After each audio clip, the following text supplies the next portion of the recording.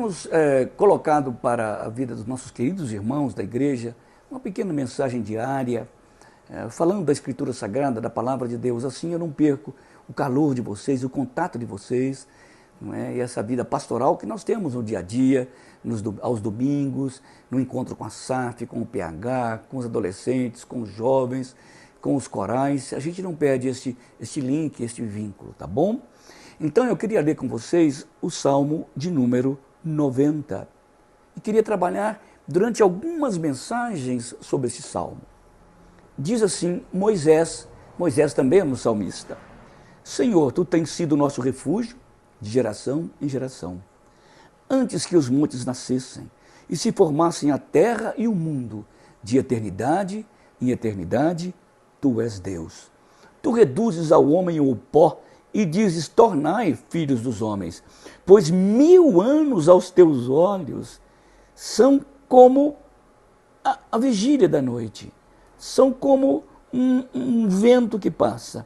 Tu os arrastas na torrente, são como um sono, como a relva que floresce de madrugada. De madrugada viceja e floresce, à tarde murcha e seca. Pois somos consumidos pela tua ira e pelo teu furor conturbados. Diante de ti puseste as nossas iniquidades e sob a luz do teu rosto os nossos pecados ocultos. Pois todos os nossos dias se passam na tua ira. Acabam-se os nossos anos como um breve pensamento.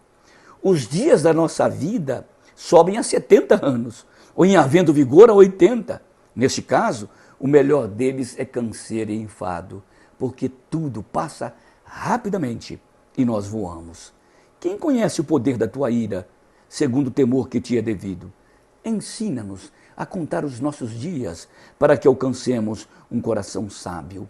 Volta-te, Senhor, até quando? Tem compaixão dos teus servos. Sacia-nos de manhã com a tua benignidade, para que cantemos de júbilo e nos alegremos todos os nossos dias. Alegra-nos por tantos anos quantos nos tens afligido, por tantos anos quantos suportamos a adversidade. Aos teus servos apareçam as tuas obras, e aos teus filhos a tua glória. Seja sobre nós a graça do nosso Deus, confirma sobre nós as obras das nossas mãos. Sim, confirma as obras das nossas mãos. Esse texto está falando, Moisés está comparando a nossa vida com a eternidade de Deus. Ele diz: nós vivemos 80 anos e a gente se cansa. E o Senhor é o mesmo, o Senhor não muda. O Senhor, como diz Isaías, não se cansa e nem se fatiga.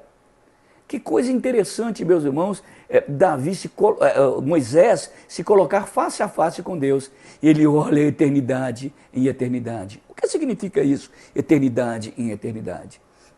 Moisés estava se colocando como um parâmetro dentro da história dele. Ele olha para trás e diz: puxa vida, eu já tenho quase 120 anos.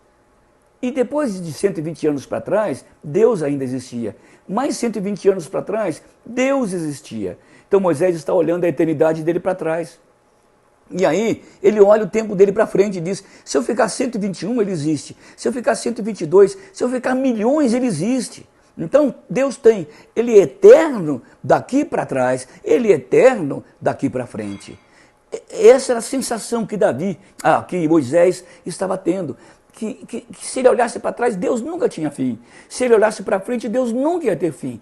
Isso é que significa de eternidade em eternidade. Eu poderia dividir a vida de Moisés em 3 etapas de 40 anos. 40 anos pensando que era alguém como filho da filha de Faraó. Aí ele mata aquele egípcio e foge. Ele ficou 40 anos em Midian, pensando que não era ninguém, um simples pastor. Depois Deus o tira de lá, leva para o Egito e faz aquela grande obra. E ele ficou mais 40 anos no deserto pensando como Deus faz com alguém que pensa que não é ninguém. Pensando que era alguém, 40 anos, pensando que não era ninguém, mais 40 anos, e pensando como Deus faz com alguém que pensa que não é ninguém. Você se lembra, quando você ainda era um pouco mais novo, como passou logo? Às vezes eu vou subir aquela escada ali da igreja lateral, eu e a Neidinha entramos para o culto e a gente anda mais devagar. E algum domingo atrás eu falei para ela, você se lembra, Nedinho, como a gente subia rapidamente essa escada? Gente, como passou? Você se lembra de mim ainda jovem? Mas como a vida passou? Que vale o homem ganhar o mundo inteiro e perder a sua alma? Da próxima vez nós vamos continuar a falar sobre este texto. Que Deus te abençoe grandemente.